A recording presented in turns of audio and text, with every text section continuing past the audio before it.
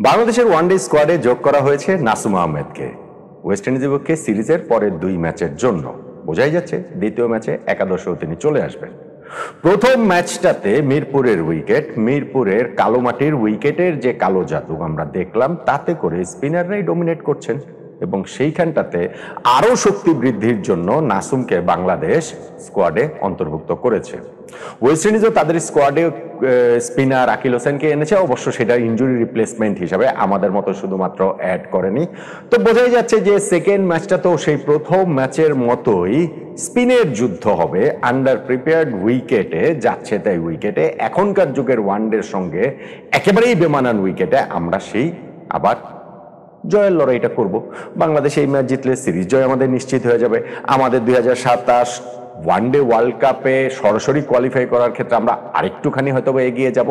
এখনকার বাস্তবতায় সেগুলাই আসলে ভীষণ গুরুত্বপূর্ণ বাংলাদেশ টিমের কাছে মনে হচ্ছে, সম্ভবত বাংলাদেশ ক্রিকেট বোর্ডের কাছেও।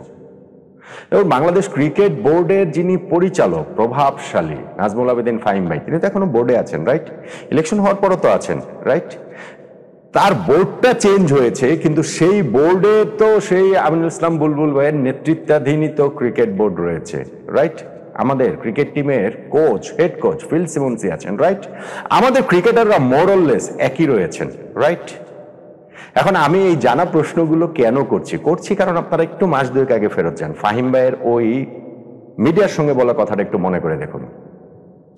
পাকিস্তানের বিপক্ষে আমরা সিরিজটা জিতেছিলাম টি20-তে এবং সেই সিরিজ জয়ের পর মিডিয়ার সামনে এসে এই আগস্ট মাসে, মাস দুয়েক আগে ফাহিম ভাই বলেছিলেন যে পাকিস্তানের বিপক্ষে সিরিজ জিতলো, আমরা মিরপুরে যে উইকেটে খেলেছি সেই উইকেটে খেলে আমরা সন্তুষ্ট না, মোটেই সন্তুষ্ট না, এরকম উইকেটে খেললে আমাদের কোনো উন্নতি হবে না। এবং হেড কোচ ফিল সিমন্স এইটাতে প্রচন্ড রকম বিরক্ত। আমাদের ক্রিকেট বোর্ডের পরিচালকরাও নাকি তাদের বিরক্তি প্রকাশ করেছে এবং ক্রিকেট বোর্ডের মিটিংয়ে এটা নিয়ে আলোচনা হয়েছে। আমাদের ক্রিকেটাররা ভালো উইকেটে খেলতে চান, যে উইকেটে গিয়ে তারা ব্যাকফুটে খেলতে পারবেন, সময় নিয়ে তারা খেলতে পারবেন এবং যে উইকেটটাতে রান হবে, যে কারণে আমরা পরবর্তীতে বাইরে যখন আমরা খেলতে যাই তখন যেন আমরা কম্পিট করতে পারি। তাহলে এই মাস দুয়েক পরে এখন এই ওয়ানডে সিরিজটাতে ওয়েস্ট ইন্ডিজের বিপক্ষে যে উইকেটটাতে খেলা হচ্ছে সেটা দেখে ফাহিম ভাইয়ের আসলে মন্তব্যটা কি? এখনো কি তিনি তার ওই কথা থেকে স্টিক করেন? তিনি কি গতবার যেরকম বলেছিলেন যে এই কারণেই আমরা নেদারল্যান্ডসের বিপক্ষে সিরিজটা গিয়ে আমরা সিলেটে খেলছি, আমরা মিরপুরে খেলবো না, তো ওই উইকেটের গুণগত মানের কি পরিবর্তনটা হলো? শুধুমাত্র উইকেটের কালারটা বাদামি থেকে এখন কালচে হয়েছে, এর বাইরে তো কোনো পরিবর্তন হয়েছে বলে মনে হচ্ছে না। সো ফাহিম ভাই কি এখনো তার ওই কথাতেই ধরে রাখবেন কিনা, ওই জায়গাটাতে ওই অবস্থানটাতেই থাকবেন কিনা যে না এরকম উইকেটে খেললে আমাদের উন্নতি হবে না? উনি তখন বলেছিলেন যে আমাদের সাহস দেখাতে হবে এবং আমরা যদি এই উইকেটে খেললে, আমরা যদি চ্যালেঞ্জের মুখোমুখি হই, সেই চ্যালেঞ্জ নিতেও আমরা আসলে প্রস্তুত।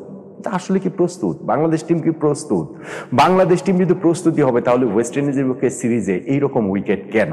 কালো মাটির উইকেট কোনো সমস্যা না, এটা কোনো সংকটের জায়গা না।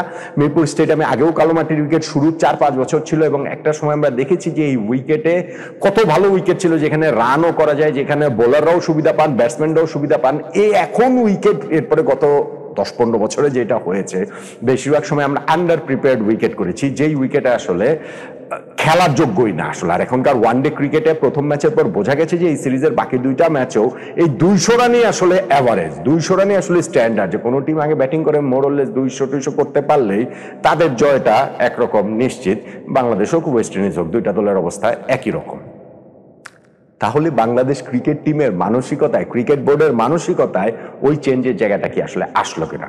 এই যে নাসুম আহমেদকে ইনক্লুড করা হয়েছে, সেটা নিয়ে আরো কয়েকটা কথা না বললেই নয় যে আমাদের নির্বাচক কমিটি এখন যেটাতে গাজী আশরাফ হোসেন লিপু ভাই এবং হাসিবুল হোসেন শান্ত ভাই রয়েছেন, তাদের কাজটা, শান্ত ভাই তো জাস্ট নতুন আসলেন, লিপু ভাই তো রয়েছেন প্রায় 20 মাস ধরে তিনি আছেন, তাদের কাজটা বেশ মজার এই সেন্সে আমি বলছি, ধরেন আমরা কিরকম উইকেটে খেলবো, আমাদের টিমের শক্তি কি, প্রতিপক্ষের শক্তি দুর্বলতা বিবেচনা করে আমরা আসলে কোন আক্রমণ নিয়ে আমরা আসলে খেলছি, মানে কোন আমরা স্কোয়াড তৈরি করব, এই বিষয়ে কি কোনো সমন্বয়ের জায়গা নেই? এই বিষয়ে প্রথম ওয়ানডের পর কি কারণে এখানটাতে স্কোয়াডে আরেকজনকে ইনক্লুড করতে হবে, শুরুতে সেটা করা হয়নি কেন? তার মানে এই জায়গাটাতে সমন্বয়ের জায়গাটা নেই। আমি চাকরিটা মজার বলছি এই সেন্সে যে ধরেন সবসময় আমরা স্কোয়াড দেখেছি যে মোটামুটি 15 জনের হয়। তো আমাদের এই লিপু ভাইয়ের সময় আমার ধারণা তার এই 20 মাসে যতগুলো স্কোয়াড দেওয়া হয়েছে তার মধ্যে মোর দেন 60% 70% স্কোয়াডটা আসলে ছিল 16 জনের, 17 জনের, 18 জনের। সো আপনি দেখেন এইবারও স্কোয়াডটাও 16 জনের, তার সঙ্গে আরো একটা যোগ করে 17 জন করা হলো। স্কোয়াড নির্বাচনের আর চ্যালেঞ্জটা কোথায়? আমাদের কি আর অত ক্রিকেটার রয়েছেন? সো ওই জায়গাটা তো মোটামুটি হচ্ছে কি ওই যারা আছেন থোরবড়ি খারাবড়ি থোর করে ওরকম একটা স্কোয়াডই তৈরি করে দেওয়া হয়। এখন নাসুমকে যখন নেওয়া হয়েছে আমাদের মনে হয় ফাস্ট বোলারদের বিদায় করে দিলেই হয়, মানে পেসারদের ধরেন হাসান মাহমুদ, ধরেন তানজিম সাকিব, ধরেন তাসকিন আহমেদ, তাদেরকে বরং ছুটিতে পাঠিয়ে দিলে হয়। এই সিরিজে তো আমি আর তাদের খেলার সম্ভাবনা দেখি না, যদি না আপনি মুস্তাফিজকে আসলে রেস্ট দেন। প্রথম ম্যাচটাতেই দেখা গিয়েছে যে আমাদের ওইখানটাতে মুস্তাফিজের সঙ্গে তাসকিন ছিলেন পেসার হিসেবে, 2 পেসার, আর সঙ্গে 3 স্পিনার ছিলেন ওই জায়গাটাতে আমাদের রিশাদ, তানভীর এবং মেহেদী হাসান মিরাজ। এখন তো মনে হচ্ছে ভাই সেকেন্ড ম্যাচটাতে তাদের সঙ্গে তাসকিনের জায়গায় ঢুকে যাবেন এই জায়গাটাতে নাসুম আহমেদ, অর্থাৎ আমরা 4 স্পিনার নিয়ে খেলবো। যদি আমরা 4 স্পিনার নিয়ে খেলি, সাইফ হাসানও অকেশনাল স্পিন করেন, সো ওই জায়গাটাতেও একটা অপশন ক্যাপ্টেনের হাতে থাকবে। পেস বোলার একজন যে মুস্তাফিজ, তিনিও আসলে এরকম উইকেটে স্পেশালি প্রায় স্পিনার, তিনি হাফ স্পিনার না সেমি স্পিনার, কিন্তু এরকম উইকেটে তিনি আসলে হয়ে যান যেখানে বল টল গ্রিপ করে। তো মোটামুটি হচ্ছে কি মুস্তাফিজকে এই প্রায় স্পিনার ধরলে অল স্পিন অ্যাটাক নিয়ে আমরা ওয়েস্ট ইন্ডিজের বিপক্ষে সেকেন্ড এই ওয়ানডে ম্যাচটা খেলবো। এর বাইরে একাদশে আমি আসলে পরিবর্তনের খুব একটা রিয়েলিস্টিক সম্ভাবনা দেখি না। প্রথম ম্যাচে আমাদের 2 ওপেনার যে ব্যর্থ হয়েছেন, তারপরে সৌম্য আরো একটা চান্স নিশ্চিতভাবেই পাবেন। সাইফ হাসান ভালো ফর্মে রয়েছেন, ওই ম্যাচে ব্যর্থ হলেও তিনি সেই সুযোগটা পাবেন। শান্ত ওই ম্যাচে কিছু স্কোর করেছেন, হৃদয়ের সাথে ভালো একটা পার্টনারশিপ হয়েছে। মিরাজ তো তিনি এখানটাতে ক্যাপ্টেনি, নুরুল হাসান মাইদুল অঙ্কন তিনি হচ্ছে গিয়ে ডেবু ম্যাচে দলের টপ স্কোরার ছিলেন।